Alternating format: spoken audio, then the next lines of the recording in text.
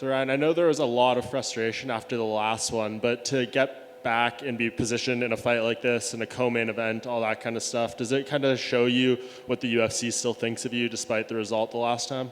Yeah, thanks for reminding me of what happened last time I was here. It's exactly what I needed 2 days before the next one. No, I'm just kidding, man. No, it seems that they do still have a lot of faith in me, and yeah, it was a lot of frustration involved with that, with some of the shots that was taken and calls that was not made, and for me to still basically didn't move in the rankings. I think I went back once, one spot maybe, after a while, and so for me to be sitting here in the co-main event spot against Misha is still pretty cool to see that they don't just write me off. Yeah, at what point along the road did you just put all that behind you? Was it once this fight was booked, or was there something sooner that kind of helped you turn the page? I think it was something sooner. It wasn't we was already joking about it. I just kind of accepted it for what it was, knowing that I was winning basically the entire fight until the one moment I didn't move and was basically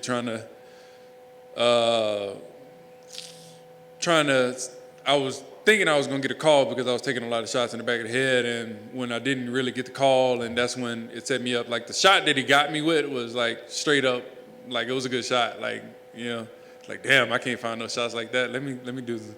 But it wasn't, I just took it for what it was and moved on. Took a nap in front of people. That was not that great of an idea. I know not to do that no more. Is it a situation where with the referee you feel it was a bad call, and do you not want Dan Miragliotta refereeing your fights anymore? Honestly, I don't really care who refs my fight. I just know to take everybody out of the situation. If I make them go to sleep before anybody can say nothing, I won't have a problem. So I should have moved. It was on me. I should have moved. I had too much faith in the system when I should have just took it out of the system hands. Fair enough. And what do you think of Misha as an opponent? He's been out for a little while, but his last win was, I think, a submission of the year candidate back in 2019. What do you make of just his skill set and the challenges here? I don't watch film, so I don't know. It just so happened that I was there, I think, at that fight, if that was his last fight. Yeah, in Vancouver with, were you there with Uriah? Yeah, I was there with Uriah. So, he fought Crute. So I think it was some kind of Peruvian or some. Yeah. Which was dope. That was dope. I'd be throwing those in practice. I want to land one myself. I probably shouldn't have gave away that I could do that. We're gonna cut that out. Is this live? A little bit. But I respect the skill set. I respect the skills. I'm gonna leave it at that. I ain't gonna say I ain't got nothing nice to say, but I'm just not gonna say nothing. Why do you take the approach of not really studying the opponents too much or watching film? I'm a martial artist, man. I like to be free. Like Bruce Lee said, be water. So I noticed that I'm freer the less I know. And I can figure it out. I'm 29. I've been doing this for 27 years or so. And so I can figure things out really quick. People, I got bashed a lot on the internet about my fight IQ and all this shit, but people don't get to see, I guess I hadn't showed it, I guess I ain't need to show either, but how high my fight IQ is, and that's a part of it. I don't study film, and I can figure fights out, really quick. And so that's kind of where I be. I kind of take it for what it is. I focus on my skill set and making myself better, so it doesn't matter what you're gonna try to do. It's wheels in there, and I'm gonna impose mine. And obviously kind of a big month for the light heavyweight division here. We just had a title fight last week, a contender fight on that card as well. Does it give you kind of a boost going into this fight, just seeing the week before? First of all, look, you don't even got to finish that. Yes. I had my teammate was fighting Kennedy and Zitziku, and my boy, he put it out, whoo! He had me hyped. I am not gonna lie, I cried a little bit. Because that was one that I wanted for him. We all wanted for him. And he needed. He's been out for a while. And for him to come back and do that, oh, my goodness. I feel like a lot of people, straight up doubt him. And people don't know how good Kennedy really is. Like, they don't see him on the mats like we see him. Kennedy is a killer. Kennedy beats my ass sometimes. And so, like, people don't know how good that man is, man. Like, that's my little brother, man. Like, I'm so excited. I'm pumped when I seen that. Like, I was ready to go. I called coach. I was like, yo, I'm excited, man. So that's where we at right now, and that's probably why I'm still a little giddy right now. Like, watching that, like, the title fight is what it is. Like, that's cool, but I'm more so excited for what Kennedy did. Like, that pumped me up. Yeah, was that a particularly big moment for him, especially what happened in the Paul Craig fight, where it was kind of the reverse of that a little bit? He had, the lead. He was beating him the entire fight until he wasn't beating him. Yeah. Yeah, and that's basic. The thing about Kennedy is, man, he you think he was out. Like, that was probably the most hurt I've seen him. And I still don't think he was hurt. Like, he probably, like, scrambled his equilibrium a little bit. He did a little bit of the stanky leg, but shit, we all have. And Kennedy was still in the middle of a firefight looking at the referee like, I'm good, ref. Like, no, man, move, bruh. Like, he gave me a heart attack, man. He gave me about 5 heart attacks. Cause looking at it on TV, it's like, yo, the referee is about to stop it. And then Kennedy is still taking shots, and at the same time, like, no, I'm good. Like, no, don't look at him. Look at him. And, like, you would think that he was, like, not there or just getting beat up, but Kennedy was there the whole time. He just started slow. What does it do for just your training level to have him in the gym, Alonzo, like 3 guys that are in this weight class and obviously doing, We the really three-headed solid monster, man. Like, it's like some real killers, man. Like, we've all talked and we was like, all right, since I'm ranked higher right now, it's like, I'm gonna get the belt, and when one of them are ready, I'm gonna drop the belt and I'm gonna move up to heavyweight, because fuck this cutting weight thing, man. And I'm gonna let them have it, and like, we're gonna all separate and figure out what we need to do. Like, we're never gonna have to fight each other because we do it enough in the gym, and like, we all love each other, we're all brothers, so it kind of like, having that pushes us to be better at what we're doing, and like the way we drive and the way we hold each other. Like, there was a couple times where I was like, Kennedy, I don't mind fighting you, bro, but do that shit out there. Like, if you gonna fuck me up in here, please do it out there. And like, for him to come through the way he did, like, I'm super excited. And then we got Alonzo's coming up in 2 weeks, I think. I don't know if that's announced. Did they say that? Whoops. But we was all supposed to be going back to back, and then, they had the COVID situation, so it pushed them back.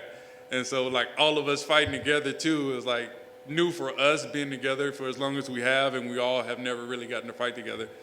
And I was telling them the other day, I was like, I don't know if I like this, because like, when we're fighting together, we can use each other, but at the same time, it depends on who we's fighting on, what body types that we need.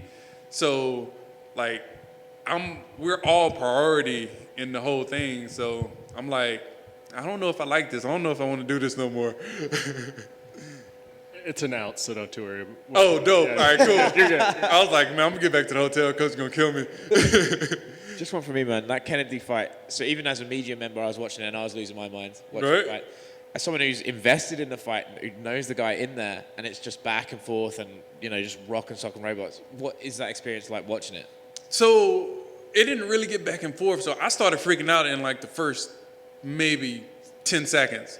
Because I'm like, yo, we're 10 seconds into a fight and he ain't throwing nothing. All right, man, let's give him a second. And then we get to like a minute and something, he still ain't throwing a freaking punch. And I'm like, oh my gosh, like, I was wigging, man. I was wigging. Like, my kids coming up talking to me, like, no, leave me alone. Get out of here, man. So like, I was wigging, but it was exciting to see that, and I knew he was gonna get a bonus. Like, I think if the nobody on the main card got a bonus. Yeah, so he ended up getting. He should have got 2. They should have gave him 100 for that. Yeah, they should have gave him 100 for that. Speaking of Kenny, just one last one, and he's this guy that I think especially you as teammates, one that we as media have been watching, just waiting for him to have his sort of coming out moment. And I felt that fight was finally his big coming out moment. You don't think so? Not yet. Oh, so he hasn't even peaked yet. Not even close. And that I believe. But I guess what I'm going with that is that when you see a guy like that maybe now is just starting to come out, what does that help do for you as a teammate, even just yourself? Because I think that's one of those things that you guys are like, hit, strike, go forward. I know you can do this. Mm-hmm. But watching one of your teammates, one of your close brothers do this sort of thing, what does that do for you and maybe help relieving any sort of self-doubts that you might have as well when you go in there? It helps drive me because at the same time, I want to be able to set an example for what he's capable of because me and Kennedy is the same size-ish. Ish. Motherfucker's longer than me. Wait, pause. He has a longer reach than me. And, but at the same time, like, yo, you can do this. This is like Kennedy is 9 fights in right now. Not to mention like a couple amateur fights. Like, so he's still really young and like he haven't taken a lot of damage. Like the most I think he's taken is that last fight. And even then, he was blocking a lot of those shots. Dude was digging to his body though. That was kind of scaring me a little bit. But I've hit Kennedy pretty fucking hard, and he just kept coming forward. Like y'all haven't seen nothing yet when it comes to Kennedy. You haven't seen nothing yet. He will be world champion. That's awesome. And speaking of experience, you, just going off the dates, I think you said you're 29. You've been doing this for 27 years. So I started when I was 18 2-year-old? months. Was Yeah. the 2-year-old Ryan Spann, was he difficult? Was he a badass? No, I'm not saying I'm a badass, but so my brother is 10 years older than me. So he started when he was 11 or something like that. He started in Taekwondo. He wanted to box, but all we had in Memphis available was Taekwondo. My mom worked 2 jobs. So that was like our babysitter. So he started taking Taekwondo. And I was one of those little kids that, my brother took me everywhere with him. And like, I still look up to my brother. Like he's at the hotel now. And so like everything he tried to do, I tried to emulate. And that's kind of how I started because they noticed that I was trying to do everything on the sideline. And then, the sensei let me in and let me start because I wasn't like a rowdy kid or anything. So I got to start pretty early. How's this whole process been for your mom that helped push you off into, sounds like martial arts at a very early age? What does she think about all this? My mom loves it, man. First of all, y'all ain't gonna make me cry by talking about my mom. She loves it, man. She always try to like watch my fights and whatever. Like she's gonna go to Dallas, I think, in the next couple of days to go watch the fight with my wife and my kids and stuff. And so she has all of my belts. She has all of my trophies, all of my brother's trophies, banners, anything I basically get that I like.